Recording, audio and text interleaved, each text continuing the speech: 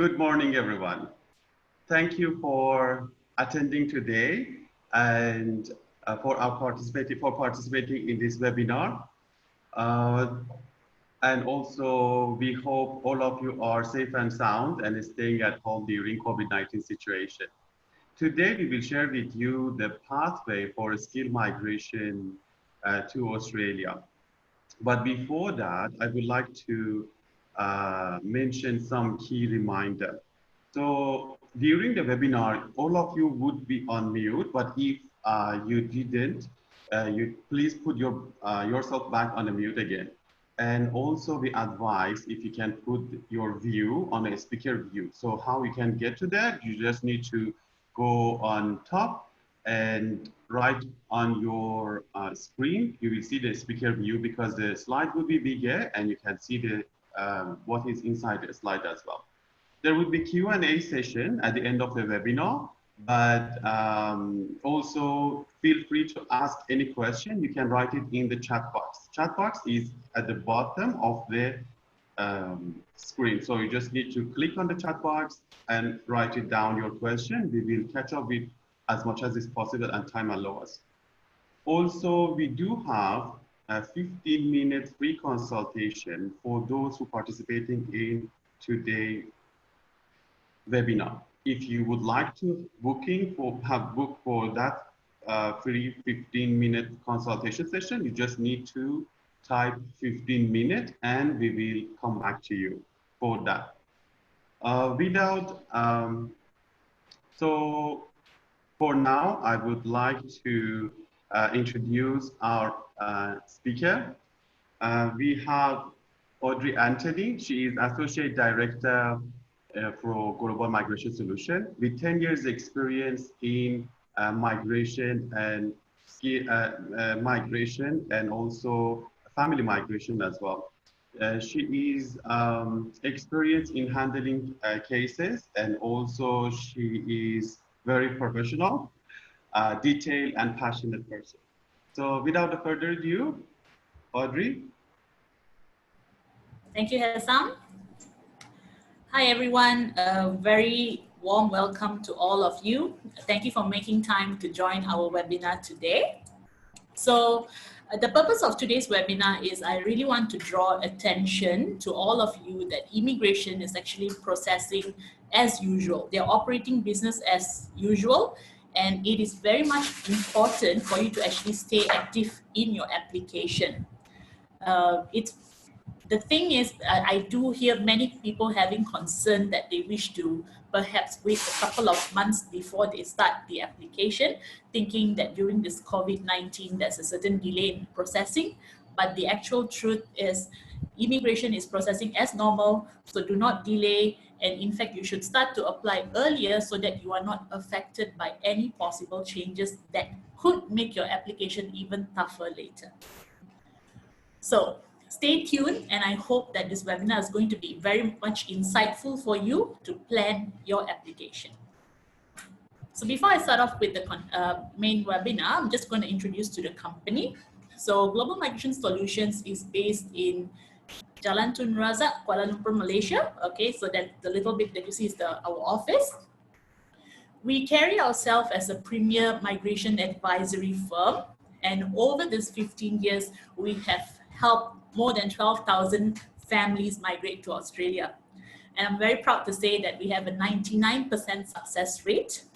And this is only achieved because of we are very thorough in our review process. We are also very particular in terms of accepting cases to make sure that there is a certain level of confidence in that case.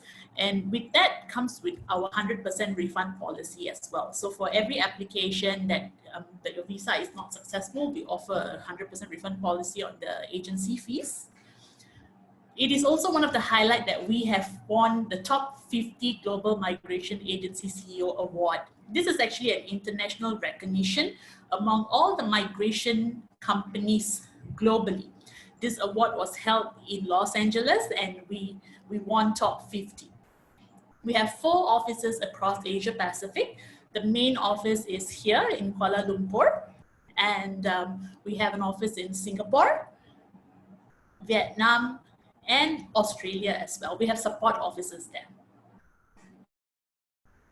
These are the programs that we actually offer. So for the longest time, we have always been a pioneer in providing Australia and New Zealand migration services. So since 2004, we've been one of the biggest prominent players on Australia and New Zealand.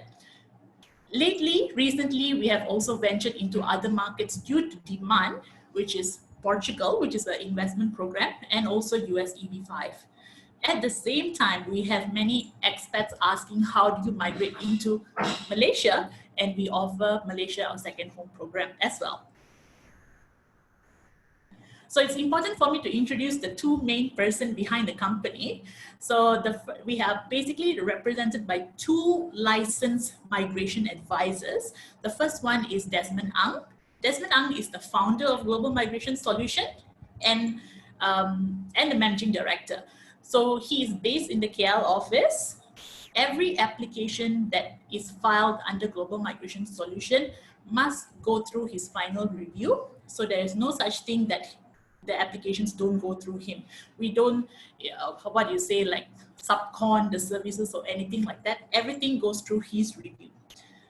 James Allen Hall is our senior licensed migration advisor. So James is based in Singapore.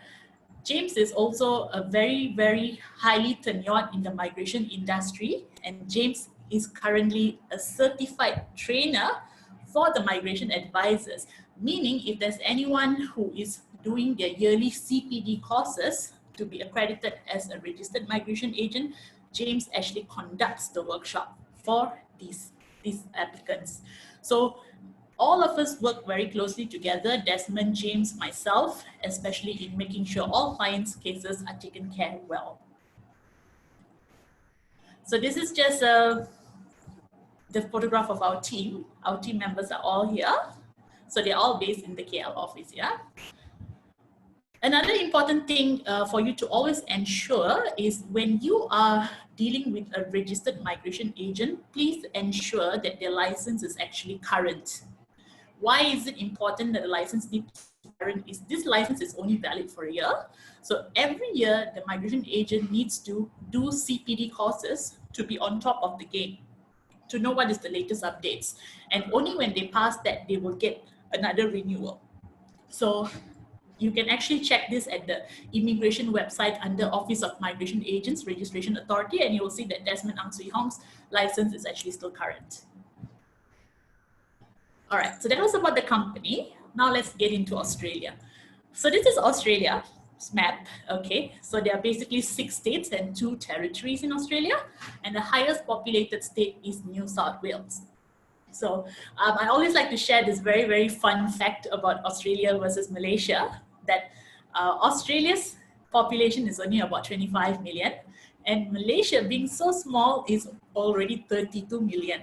So Malaysia is like 7 million more people than Australia, but Australia is 23 times bigger than us, okay? So that's how large land they have. Next, let's see where are Malaysians keen on migrating to. So of course, apart from Singapore, the next top destinations that Malaysia favor is Australia. Okay, so Australia has always been a top favorite. Of course, we have UK, US, New Zealand, Canada, but you will be seeing later what are the top reasons that makes Australia be the top migration destination, not just for Malaysians, honestly, for everyone globally. All right, so let's get to that. First, one of the most attractive factors of the Australia itself is because they have a world-class education system, all right?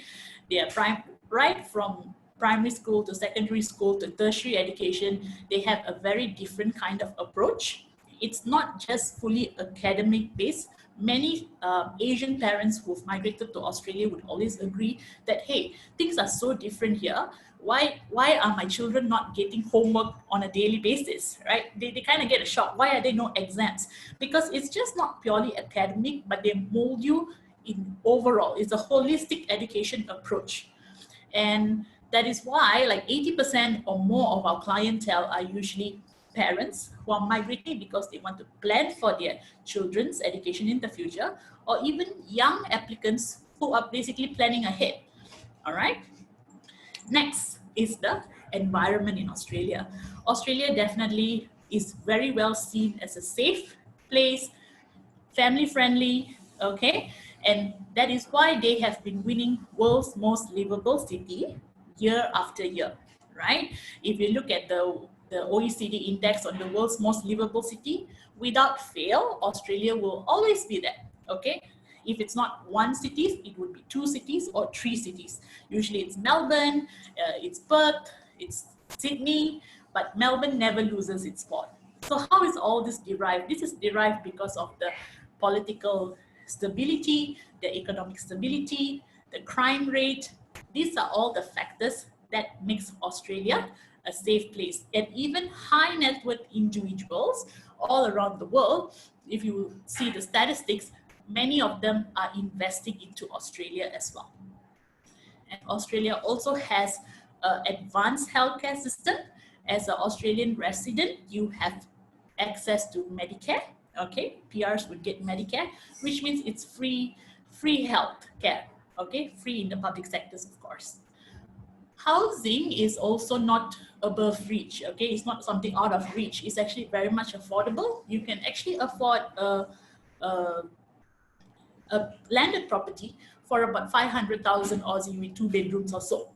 Okay, so you can always still own a dream home. It's not like when you're in Hong Kong or something, you know, buying a property, it's so expensive. London, it's so expensive. Australia is also very much a migrant friendly place because it's multicultural. How did Australia become so multicultural? Because 70% of Australia's population are actually made up of migrants. Okay, it's all migrants around the world that makes up Australia by 70%. So hence you would see a diverse culture, you would see all the different cuisines of the world, and that is what makes it adaptable. So when you actually go into Australia, even as a tourist, you would not feel like you're alone or you feel alienated. You would actually feel that you could blend in very easily. Okay, and next is work-life balance. So again, another winning factor is always work-life balance. Especially the younger group will be like, so why are you migrating to Australia? And they would actually say that, oh, I want a better work-life balance. Work is too hectic here. In Malaysia or in Asian countries, our working culture is very different.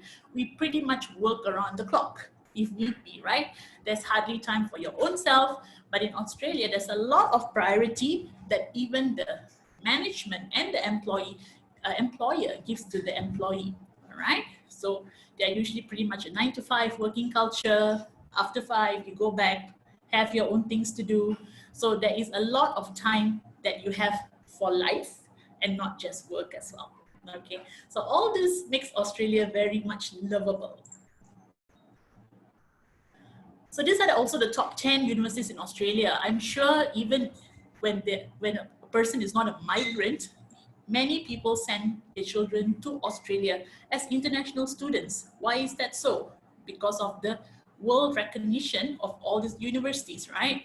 So when you actually go to Australia as an international student, of course, the fees are not cheap, but when you're actually a resident in Australia, you would be only paying 30% of what an international student would be paying. So that is another winning factor.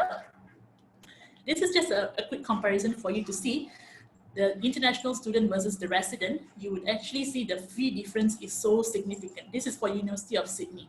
Okay, so all other universities will be about the same. You only need to pay about 30% of what an international student would be paying.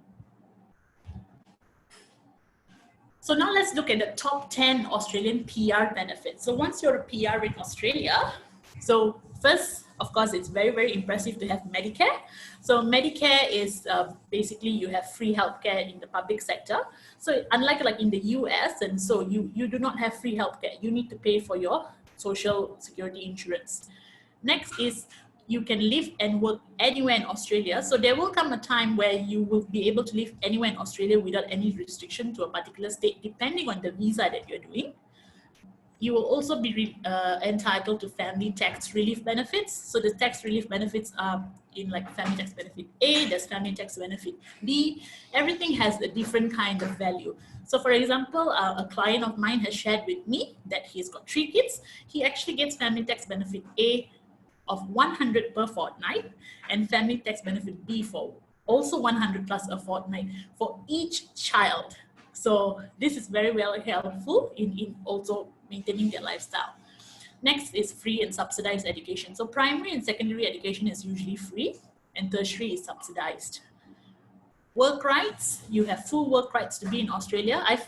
Work rights is very, very important because without work rights, you hardly can get a job. So there are many clients who try to apply from, let's say from offshore, from Malaysia. You will actually notice that when a recruiter comes back to you, they will actually tell you to show, do you have work rights? So without work rights, they hardly look at your application. So it's important that you first have the work rights and then apply for the jobs in Australia. Then you get welfare benefits, pathway to Australian citizenship. Okay, again, it is always important to have a residency in a country that eventually gives you a citizenship, and Australia is one of that. So for example, we have many expats living here in Malaysia and they love Malaysia very much. They love the culture, they love the lifestyle, cost of living is fantastic. But the only reason why they always share with me that they cannot continue to remain here for long term is because Malaysia doesn't offer citizenship as yet for expats here. So that is the reason they always need to look elsewhere. You also get first home buyer grant. Okay, that means when you buy your first home as a permanent resident, you would be getting like a incentive, okay, to help up with the payment, about 8,000 to 12,000, depending on the state government itself. You can also sponsor your family member, meaning if you're a PR, you're getting married, you can sponsor your spouse, you can bring in your parents, okay? And another important and most attractive is, as an Australian PR, you're almost as good as a citizen in terms of all the kind of benefits that you get. Just remember, the difference between a PR in Australia and a citizen in Australia is only 2 things. As a PR, you cannot vote and you cannot work with the government. Other than that, every other government benefits, other education benefits, medical benefits are all equal. So this again makes it very attractive that someone can just choose to still remain as a PR in Australia even without opting for a citizenship. So that was about Australia. So I believe now you would have seen like, okay, so these are the factors that makes Australia attractive for migration. Now let's go into the more critical part, which is the visa options. So this is the Australian migration framework. So basically the framework is built based on these 4 main components. The first thing is, why is migration important to Australia? First, it's because you need to build the economy. So how do you build the economy? Is through business and investment migration, because through business and investment migration, you get migrants to come and set up businesses, create employment opportunities, and also invest. Next is to support labor market demand. So you have, for example, Sydney and Melbourne is now overpopulated and you need to improve the infrastructure. So for this kind of short-term projects, you need to get specialists to come and help out with the development and the special projects. All this is done through employment visa. To reunite family members, this is when it's through family migration.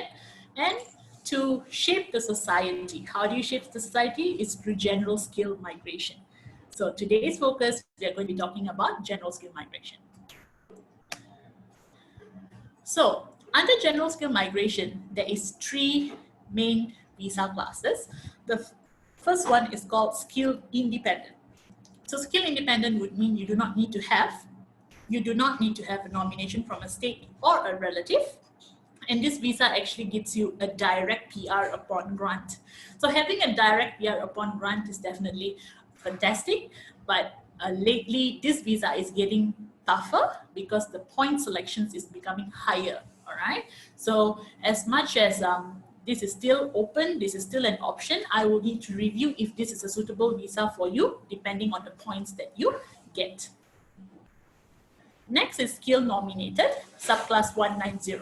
So under skill nominated 190, you would also get a direct PR just like 189, but you would need to have a state nomination. So you need to see which state in Australia actually wants to nominate your skill, right? Every state will have the occupation list. We need to see and apply for that. This is still an option, but generally the direction is PR, the quota for PR is getting lesser. So where is the focus? The focus is actually on a visa called subclass 491, all right? 491 previously was known as 489. So 489 was actually abolished on 16th of November 2019, and 491 took over. So 491 is a 5 years visa. It's a 5 years temporary residence visa. And you can apply for this visa either through a relative sponsorship or a state nomination, and you'll be granted a temporary residence first. But the beauty is this temporary residence eventually can be converted into a full permanent residency, and you can continue to remain in Australia indefinitely. So how do you actually convert to a PR? Is basically you will just need to work in Australia for 3 years and live in Australia for 3 years. So the 3 years of employment needs to be a taxable income at 54,000, and you just need to live in a regional area and work in a regional area. So later I'll be walking you through what are the areas. Okay, so the benefits of subclass 491. This visa being new, I mean relatively new as compared to 190, I just believe I need to share a little bit more. So these are the benefits of this visa. First of all, you qualify with 50 points. Minimum points is 65, and you qualify with 50 points because you'll be given additional 15 points from the nomination. There are more options of regional area. This is actually one of the most attractive and happy news when this visa came on, because previously there were more restrictions on where you can stay under a temporary residence. But with this subclass 491, you just need to remember that you cannot live and work or study in 3 main cities for the first 3 years, which is Sydney, Brisbane, Melbourne, Sydney, Brisbane, Melbourne. That's it. Only these 3 cities. As long as you do not live and work in these 3 cities and you go anywhere else, like Perth, Gold Coast, Canberra, Adelaide, okay, even regional areas of Victoria like Geelong, Ballarat, after you have stayed there for 3 years and work for 3 years, you can convert it into a full PR. Once you have your full PR, then you can live anywhere in Australia and you would not have any form of restrictions. And you also have Medicare entitlement. Earlier, you would have seen that as an Australian PR, you get medical benefits, right? But this is the beauty of subclass 491. The government is already enabling the benefit of Medicare for those who hold a subclass 491. So you have free healthcare, which is one of the most important things, and priority processing as well.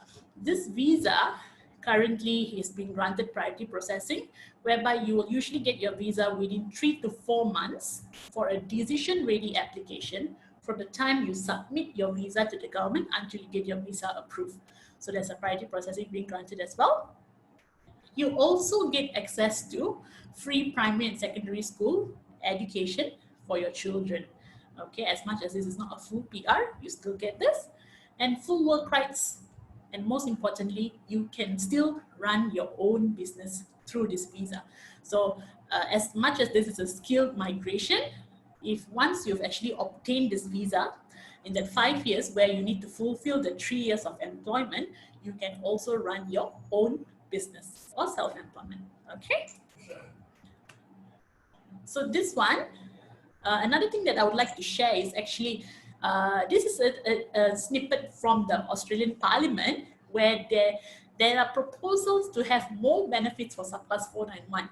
This has not happened yet, but if this actually happens, it's going to be a fantastic news, because what this bill calls for, it actually says here that all the holders of these provisional visas will have the same access to welfare and government services as permanent visa holders were eligible. Simply means if this bill is passed, even your temporary resident subclass 491 holder, you would be getting the exact benefits of a permanent resident. So this is still pending at the Senate level, which is the final level in Parliament at the Senate level. It's pending since 17th of October. Let's see how this goes. All right, so if this comes, it's a fantastic bonus. Otherwise, this visa itself is already attractive. Okay, now let's go to the prerequisites of what you actually need to qualify for a skill migration to Australia. First, you will need to have an Australian standard occupation. Okay, so first is the skill. So there's 3 occupation lists. There is a long-term list, short-term list, and regional occupation list with different kind of skills. So first, we need to match you to a particular skill. Next, you generally need to have a high level of English. So minimum is actually competent, which is equivalent to a band 6. But I always encourage clients to have a high level of English because competition is such. Okay, so I just would not want you to enter with a very low entry and not have any chance at all. So generally high level of English, at least a band 7 or more. You need to be under 45 years of age, okay? And it's a point-based system. 65 is the minimum to qualify. So qualifying alone will not suffice. We need to have perhaps more according to your occupation. Let me also share with you the changes to the point test that took place in November. Okay, so certain things were favoring, like a relative sponsorship through SUBCLASS 491, or a state nomination, you actually get 15 points. Okay, and as a no spouse or partner, that means singles get 10 points. Okay, partner, if you have a partner who is skilled and also can do an English test, they get 10 points. And you have a partner who doesn't have a skill, or if your partner is above 45, they can still contribute to the point test by just taking the English test. And the STEM qualification, the Science, Technology, Engineering, Mathematics qualification done in Australia, you get 10 points as well. Okay, so of all of these changes to the point test that took place in November, the most attractive is of course the 15 points that SUBCLASS 491 provides you, and also the single points. Okay. All right, skills assessment. So skills assessment is actually one of the most important step that we need to do in order to migrate. We spoke about having a skill on one of the lists, right? The long-term list, the short-term list, and the regional list. Who confirms what is your skill is this authority. So depending on your skill, we will actually need to submit your documents to the authority. So the one that you're looking at right now is Australian Computer Society. Okay, so for the Australian Computer Society, this is how the result looks like. You will be assessed based on your qualification and also your work experience. And take note, there are also work experience deductions that we need to take into account. So this is very, very important to note, because if you actually say that, hey, I have 8 years of experience, and you claim this 8 years of experience in your expression of interest blindly, that is when your visa would fail, okay? Because you need to know when you need to apply the work experience deduction and when you don't have to apply the work experience deduction. So we will guide you through this. So it's important to first get your skills assessment done. Next is the English proficiency test. So for the English test, I'm sure many of you would have heard of the IELTS, because IELTS has been the one and only test previously available for migration. But since end of 2014, PTE has come into the picture, and PTE has grown to be very, very popular. It's actually a computer-based test. You need to go to a test center and take this test. And to a certain extent, achieving PTE for a superior score, for a superior level, that means if you want to get a band 8, I personally find that my clients tend to do better from PTE. So currently I'm encouraging all my clients to go for PTE, and there's also some coaching for that as well. And this is something that you must take regardless of you even being an Australian graduate or being in Australia for 10, 12 years. Next, you would need to have an expression of interest being submitted. This is what I always like to call the heart of the application. So why is this the heart of the application? Is because this is where you get an invitation to submit a visa. So how do you actually get an invitation to submit a visa? It can be in 2 forms. One of it is depending on how high your points are. It's an automatic invitation depending on how high your points are. This is usually applicable to SUBCLASS 189. So for 189, the system basically automatically issues out invitation depending on how high your points are. So hence I said points matters a lot if you're on 189. Same goes to relative sponsorship 491. The other way is to get an invitation through a state nomination. So first a state will need to offer you a nomination and then you would be invited. So it is very important to see what works for your skill before we put in the EOI. But only when you get this invitation, you can then proceed to submit a visa application. So hence EOI is very important. It's important to do the EOI correctly, because whatever that you claim in your EOI is what you submit in the visa application. And if it doesn't match, and if you cannot justify, it's going to be a problem. So state nomination, as I mentioned, is also very critical in getting an invitation. So every state, so we mentioned about the 6 states and 2 territories in Australia. All the 6 states and 2 territories in Australia actually has their own demand list that keeps, that's being revised from time to time. So we need to actively see which state suits you, suits your skill. And we always like to say there's hidden challenges and requirements, because for example, many may think that it will be very easy to get a state nomination from Darwin, but trust me, it is not that easy to get a state nomination from Darwin, because quotas are also very less. And a lot of priority sometimes is being given to those who have some form of connection to Darwin, like if perhaps you've studied there or you have got some family members there. So we need to see how to strengthen your application. So, and some states would make the entry seem very low. For example, if you look at Sydney's website, they only say that you need a competent English. But we really need to think, does competent English really work for you? So we need to really monitor this properly before we suggest a state nomination for you. For family sponsorship, all right? So for family sponsorship, it is only for as far as the first cousin, okay? So as far as the first cousin is who you can sponsor. So uncle, aunt, siblings, and first cousins can sponsor. But family sponsorship has been becoming the lowest priority so far, because the quotas given is very, very minimal, okay? So the fact that it's so minimal, even when I have clients who might have family members in Australia, but we do not use the route because it might be either not practical or too slow, all right? But lately, I've been seeing that immigration is giving out a little bit more quotas for family sponsorship. So I will actually need to review this on an individual basis to see if this is going to be an option for you, okay? But for certain occupations, it's just not realistic. For example, accountant, okay? So if you're an accountant, an auditor, it's already so competitive and the quotas are all being prioritized by subclass 189 first and not for 491, okay?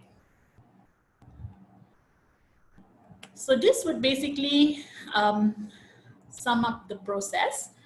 So first we need to get a skills assessment and then do your English test. So take note that skills assessment is very, very important. It's important for you to get this done first. Even you don't have to worry too much about what is immigration doing right now, or are they going to process it quickly, because immigration is only going to come much later into the process. So if you look at this flow chart, you will see that first we need to do the skill assessment, then we need to first express an interest. Only after that, you're going to be submitting a visa application. So immigration is only coming in at the visa application stage. So before you even get there, there's so much of work that you actually would need to do with the skills assessment. It takes time for your skills assessment. You may think it's just like a 2 months process. Fine, it's a 2 months process, but the amount of documentation involved in order to actually submit for the skills assessment may take you some time. So do not delay that. Get your skills assessment moving at least. Then you will be able to know better which direction are you going on for the invitation before you even submit the visa. Okay, so this is the entire flow. So for this one, you will be able to see that it's just a 4-step, but it takes minimum 1 year, okay? 1 year is the minimum time, provided everything goes smoothly, all right? Okay, next. Australia needs you. So does Australia need you? You may think that migration is getting tougher or they're clamping migration. No, the thing is, migration is still very, very important to Australia. Okay, it's also never too late to fight for Melbourne or Sydney. As much as we keep promoting the regional areas, that's because Melbourne and Sydney is currently very, very highly populated. So it is tougher to get into Melbourne and Sydney through a direct PR. Tougher is one thing, but that doesn't mean that there's no chance. So then if you actually have very high points and it's the right skill, there may be chances for you to still fight for Melbourne or Sydney. We will let you know about that. At the same time, don't worry. Always think about going into Australia, to set your foot into Australia first, right? And how do you do that? Go to the areas that are welcoming migrants. Perth, Gold Coast, Adelaide, Tasmania, Canberra, all these places are still welcoming migrants. Honestly, Perth is not too bad, right? When we actually spoke about 491, allowing you to stay in Perth, we had an increase of interest from our current clients. And migration will also add up to 1% of annual average GDP growth from 2020 to 2050. So migration is very important to Australia. So always remember that migration just will not stop, okay? And a skilled migrant of a working age is likely to add more into tax revenue versus government support. So there's been a lot of stories talking about migrants, saying migrants are actually being a burden to the tax system and all this because they're reaping the benefits, but that's not the case. You as a migrant, do you actually want to go to Australia and not work? I'm sure that's not the case, right? So this is actually one of the main things. And Australia also has an aging population. Because of Australia's aging population, migration, they still need new migrants to keep coming into the country to shape the society. These are the top job growth still 2022. So healthcare, always in the scene. Okay, healthcare is always in demand. Construction, education and training, university lecturers. For construction, it's more on civil engineers, okay, construction project managers, and also professionals like accountant. As much as it's tough, I mean, you need more points. You just need to be competitive, but the skill is still very much welcome. IT, solicitors, graphic designers, and web designers. Now I'd like to share with you about the COVID-19 updates. All right, so for the COVID-19, so Australia has actually done a very, very commendable job in handling COVID-19, in flattening the curve. I think they're one of the first ones who also took a very great control in flattening the curve. So how did this happen? This is because Australia had a very good foresight in immediately controlling the border, right? So they imposed the travel ban on 20th of March, where they immediately stopped people coming in and only PRs and citizens can come into Australia. They also had closed their internal borders. That means interstate travel is also prohibited. So with this, as you can see, Australia's COVID-19 cases are very well controlled, even in terms of death. Okay, controlling the disease is another thing. Another way is how do you assist the current economic situation in Australia because of this pandemic that no one actually predicted. They came up with a very good economic stimulus package, which is one of the, so my focus today, there's different stimulus package, but my focus today is only on employees, okay? So first, an employer is actually given 1,500 Aussie per fortnight to retain the employee, which means an employer gets 3,000 Aussie a month in order for them to retain the employee without the employee losing their job. So this is really, really great. Okay, it's very, very commendable effort. Next is 550 per fortnight payments to individuals who are on. This is a support payment to individual. So you might be on a job seeker, you're a youth, if you're not well, single parent, widow, all these people are entitled to a 550 payment per fortnight. There is also a two-time payment of a household assistance payment being given to everyone of 750 each time. So the first one has gone out already in March, and the second one would be going on in July. On top of that, if this is still not sufficient and people still have facing difficulties to sustain, you are allowed to actually withdraw your superannuation, which is like your employment provident fund of 10,000.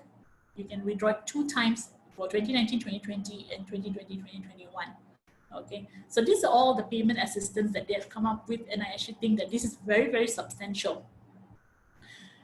And this is just not it. As the pandemic is still pretty much ongoing, there are continuous efforts that are still going on to see how they can assist the community. So for example, New South Wales is actually offering free TAFE courses to those who have lost their jobs or who might not be working full-time, to actually enroll into the centers and get the free education on certain skills, like maybe electrician, like trades, usually it's trade skills. What about TRs? Temporary residents are not left alone in Australia because of this pandemic. Okay, as much as there was a lot of focus being given to PR, let me assure you that as a temporary resident, the government is also trying to do the best that they can by actually funding Red Cross Society in Australia. Australia has done a funding to them for Red Cross to be able to reach out to the temporary residents. What kind of assistance is being given is basically they give you an accommodation support, food, shelter, all right, for any daily necessities for any temporary resident who cannot sustain their daily living. Okay, so that's for the COVID-19. So for the client management at GMS, we actually have because it's a very long process, we actually have a step-by-step a CRM system to make sure that all the part of your application is monitored carefully, and there's a 3-step review process. So the first part of the review is always given to you to validate that, make sure that the information is accurate, and then there's a first review by me, and there's a final review by Desmond, who is the licensed registered agent. Okay, this is our approved clients. Okay, so this is a very, very memorable time that we used to have in the office when clients used to gather with their approval letters, and Desmond used to host this initial lending seminar. Because as a client of Global Migration Solution, when you get your visa, it just doesn't stop there, all right? We actually give you a holistic migration service up to your settlement. So once you get your visa, we actually do this talk for you to know what's next. How do you go about registering your children in school? How do you go about getting your first property or getting your first lease? How do you go about preparing for your job?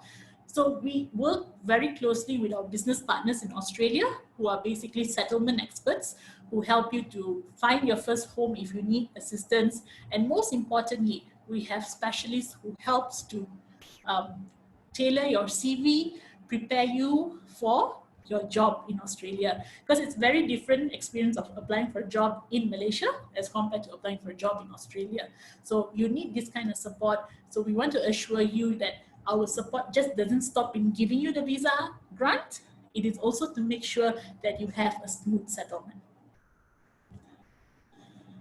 So now I would just like you to take a little bit of a moment to share about testimonies from our clients who have successfully settled in Australia. Hi Audrey, hi Desmond. This is Alvin, greetings from Melbourne. Thank you very much for making my migration process such a smooth one.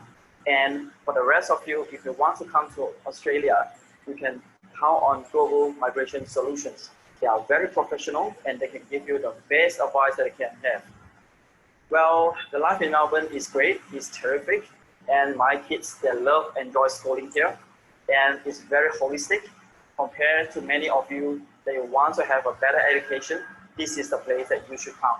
And I have work-life balance here, and I enjoy very much spending good time with my wife, good time with my kids, and the rest of the time with my family members, my relatives and friends over here. And good luck to the rest of you. Thank you. Hi, I'm Kim, and this is my husband Sanjay. We engaged Global Migration in 2015 to help us with our visa application. We got our PR within 8 months from from the moment we met Global to visa grant. Yeah, so we found working with Global great. We've had a great working experience with them. They've been very professional and efficient. They've helped guide us through the entire process. They helped, identify the exact visa that would suit our requirements to get a permanent residency. And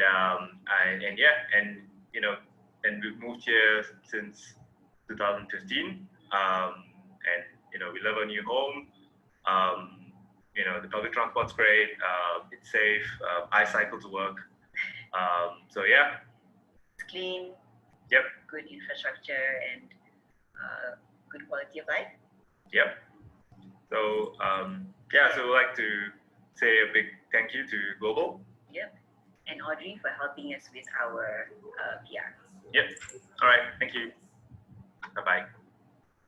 Hi, good morning. This is Sahaj here. Hi, this is Shama here. And we are here to give you a brief idea and just summarize the journey that we had. It was a very nice experience with Global Migration Team. And choosing a migration agent involves a lot of decision making, and we had a lot of choices both in Malaysia and international. But in the end, Global Migration Team has given us the full confidence that we require to make this decision. And I'm really happy because right from the day we entered their office, it was really, we thought we made a best choice. Yes. Selecting a migration consultant was a really daunting task for us. We didn't know where to begin, what questions to ask, but Global Migration Solutions made a significant difference to our decision. The belief that their team can take us there was the best part. We put our complete trust on their team. Yeah, and then I'll also like to add here that we had few references and we did our research also. And finally the decision was right that we wanted to engage with Global Migration and follow them until the outcome. The entire process was handled by expertise and special team. Timely updates and information on the status mattered to us the most, and we were not disappointed. We respect and highly recommend Global Migration Solution.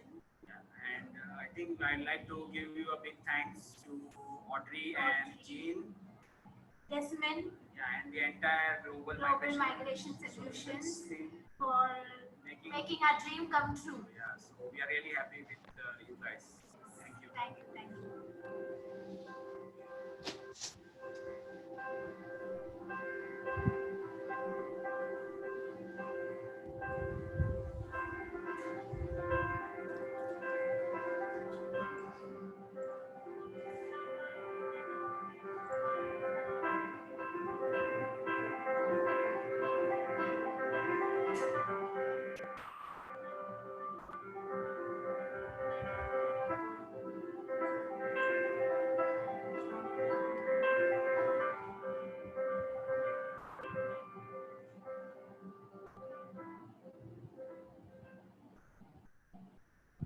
Okay, so that was very, very encouraging, I hope, for those who are trying to make yourself to Australia. Okay, so next, so advice to choose an agent. Okay, so first, I think it's very important that you are dealing with a registered migration agent for the obvious reasons that I've just told you earlier, that every year a registered migration will need to go through a CPD test to make sure that they are up to date with all the new policies, because you know that Australian policy is immigration policy is very volatile, it keeps changing, so you need to know what is the current situation right now.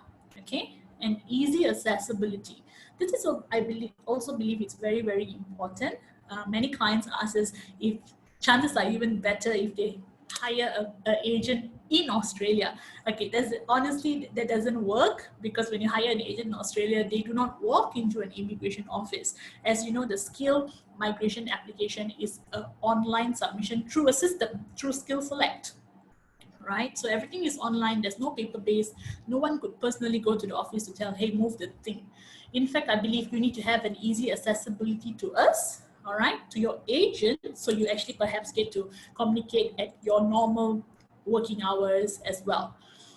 Expect an open and clear cost breakdown. Okay, so a detailed quotation will be actually be shared with you on the full consultation. Okay, so when we find that you're eligible and we go through a full consultation with you, we will clearly tell you what are the costs to us and also the cost to the government.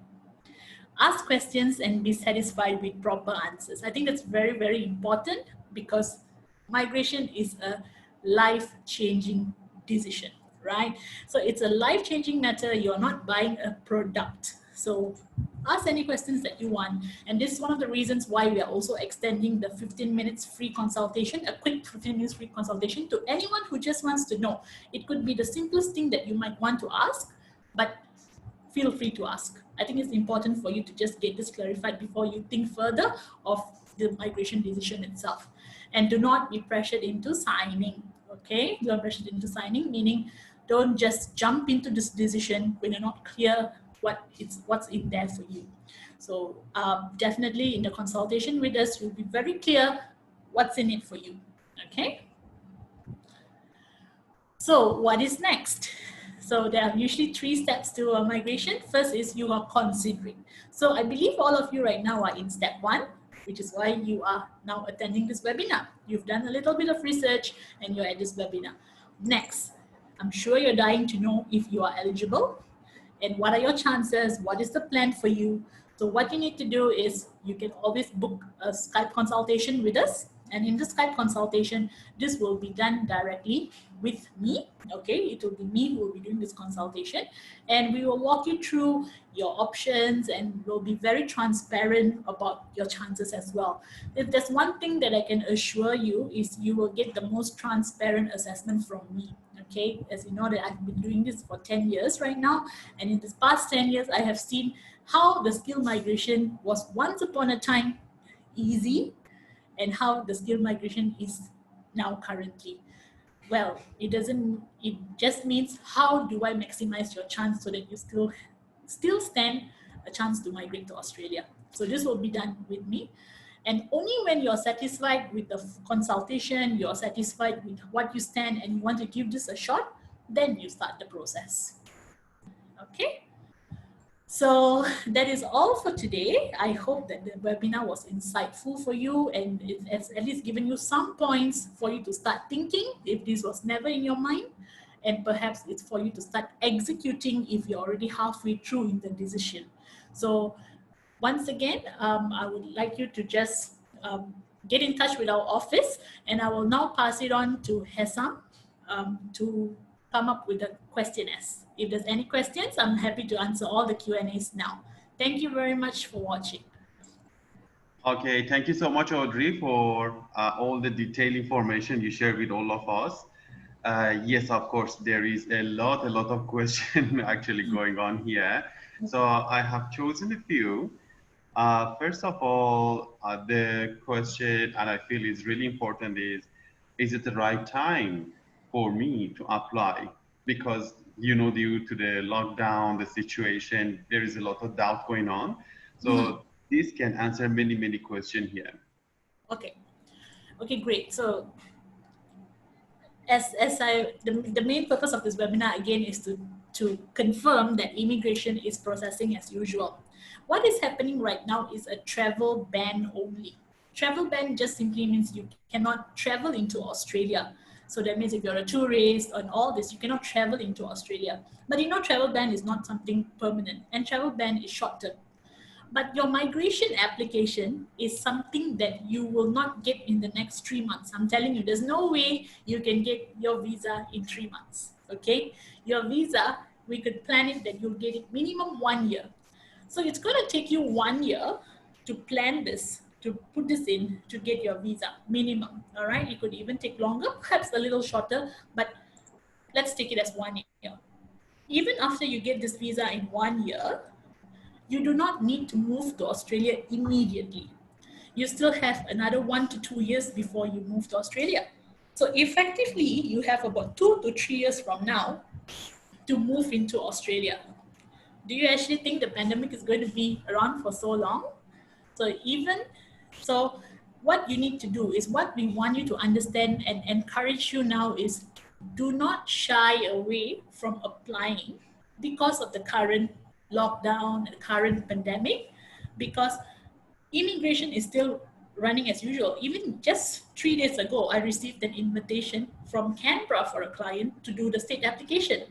We got an invitation from Queensland to do an application for one of the registered nurses we have. We are submitting a visa for a client tomorrow. So everything is pretty much business as usual. So it's very important to kickstart, because as I said, first step is to do your skills assessment. You need a lot of documentation for that. So don't waste your time to wait until the travel ban is lifted, because travel ban has no relevance to immigration processing. I hope that's clear. Yeah, thank you so much.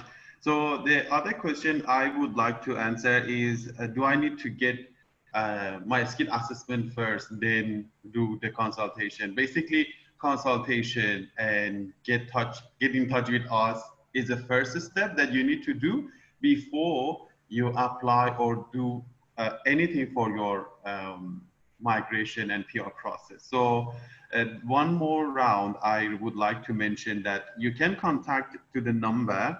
I would respond to you. You can call or WhatsApp again, and then we can set a 15-minute appointment for you, or send us your CV, and then we can go through your eligibility and come back to you again. This is one of the questions because they ask about it. And Okay. then Thank you for answering it. Okay.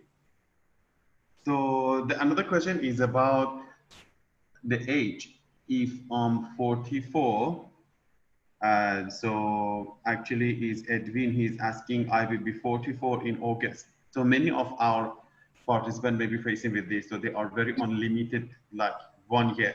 How do you think, Audrey, about it? 44 and then 45 is a cutoff age. Okay, so if you're 44 this year, it is still doable, definitely. I mean, it's definitely still worth it for you to come and meet me for a consultation, so that I can actually exactly see, because I also need to see what is your occupation and what is the likelihood of your occupation getting an invitation, right? Given that we only have about a year to work on, right? So, but it's definitely still fine to start the process, but all the other information of the likelihood, all right, that is something that I can definitely share with Edwin. Is it you mentioned? Please get Edwin to get in touch with me with his CV, and then I will advise him better. Because sometimes there are two things to think of. One is, in 1 year, how much can you do, right? But another way to look at it is, in this 1 year, how much can I try my best to make sure that I don't lose this opportunity ever, right? It's your final 1 year to give a shot. So usually I need to discuss this with the client to see how much they want it, and we'll push it together with them. Okay, thank you. The other question, which is also nice to check, how is it's a bit big, but maybe how is the success rate for 491 visa? So Okay, so for 491 visa, to be very honest, we haven't seen a visa end to end yet, because 491 is very new, right? So 491 was, first of all, only implemented on 16 November 2019. After they have implemented it, it was December, which was Christmas, all right? So then it was Christmas, then it was slow, then it was the bushfire. So there were not many states actively doing, but like I said, so far we have already 2 clients, not more than that. Since 491, we have a couple of clients already who are already invited by the state, okay, under 491, and it's been fine. I have an engineer being invited under 491, right? So all this is very, very encouraging, and I would expect the program to only get bigger after the new fiscal year starts off after July 2020, right? So in terms of the success rate of 491, I don't find it different with 489. I would in fact think that 491 is even going to be better. Why is 491 going to be better? Because this is the direction of Australian government. The Australian government now favors to give migrants a temporary residence first, instead of giving you a 189 or a 190 immediately, where you're a PR and you do not need to work. See, a 189, 190, the requirement is only staying in Australia 2 years. So if you don't work, it doesn't matter. But under 491, they enforce that you need to work in order to get a PR. So what is the benefit to the government? You are paying tax, right? So this is going to be a better visa. So hence why my previous webinar, which I conducted last month, was to encourage applicants to explore SUBCLASS 49. Okay, awesome. Thank you so much again. So there is another question that they are asking for 15 minutes and also how to catch up with us. The contact on your screen is the best and easiest. You just drop a text on the WhatsApp or a call and we will get back to you on consultation. If you want to know about your eligibility pathway or anything, just drop a text. It will be easiest for us as well to catch up with you. But Audrey, do you think that we do want to have, because there is a lot of questions. So I'm okay for questions, Hassan. So I think, I find that if there are more questions, I'm happy to answer. Okay, yes, there is a question. Okay, so the other question is about the stage that how long will take for English test and when I need to apply it. Okay, so how long it takes for the English test? How long? It's only a 3 days process to get your English test result. But if it's how long for you to get the desired outcome, it's something that is individual based, right? And some occupations does not have your English as the first step, okay? So please do not just rush to sit for your English, because with the current COVID-19 situation, the English test center is currently not open. So again, the English test center not being open doesn't mean you can't start the process. Remember, the most important thing is to first check your eligibility with us. First, you need to see where you stand. So don't go and spend your money on an English test if you don't even know where you're heading. So first check your eligibility, see where you stand. Number 2, skills assessment is something that is it takes a long time, okay? It takes a long time to gather your document. So you should always do it concurrently if it's a first step, or do the English later. The English later most of the time, for example, if you are a VET-assess assessment, right? If VET-assess, your English is not needed. For IT, English is not needed for your first stage. So you have a lot of time to actually get the English test done. But importantly, check your eligibility, move your skills assessment. Okay, thank you. Another question I will answer, which is they're asking 491 is a PR or TR, 491 is a TR. PR is another subclass. So this is 491 is a TR, yes. But I think it's important for me to stress that it is a TR that can definitely lead you to a PR, provided you just do that 2 conditions, which is stay in Australia for 3 years in a regional area. Staying in not a difficult thing, right? And work in Australia for 3 years in a taxable income of 54,000 per annum. Again, this 54,000 income per annum for a full-time job is certainly achievable. I have spoken to job experts on this, because the rough median income in Australia is about 63,000.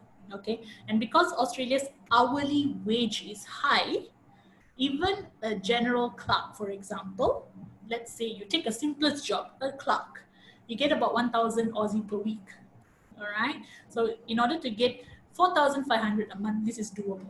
Okay, so as long as you fulfill the condition, stay for 3 years, work for 3 years, conversion into a PR is definite. Okay, so it's not like a work visa. Take note that work visa doesn't have a conversion into PR directly. A graduate visa doesn't have a conversion into a PR directly. So all of these are a different kind of temporary residence. So 491 is the only one that has a pathway for you to get your PR. Okay, thank you, Audrey. The other question is, I have received my degree in accounting from Australia. Is it still relevant for 491? Yeah, that is totally fine. In fact, if you have a degree from Australia and if you actually completed your study in Australia, you would actually be getting more points. So 491 doesn't discriminate against where's your qualification from. So you could even have a qualification from India or Pakistan or Malaysia. That's not, you can still apply a 491. Thank you so much. Audrey, there is a lot more question, but I would like to mention again, we will come back to you Yeah. So again perhaps, after this webinar, yes. But yet, if you didn't have or hear your answer, you can contact to the number on your screen and just call or drop a text. We will catch up on the WhatsApp or on the call again with you. For now, I think we are fine. Thank you so much, Audrey, again for all the answer and all the presentation. So hope you all have a good weekend ahead and see you next time and send us your CV. Bye. thank you everyone. Have a good weekend and get in touch with us. Stay safe. Bye.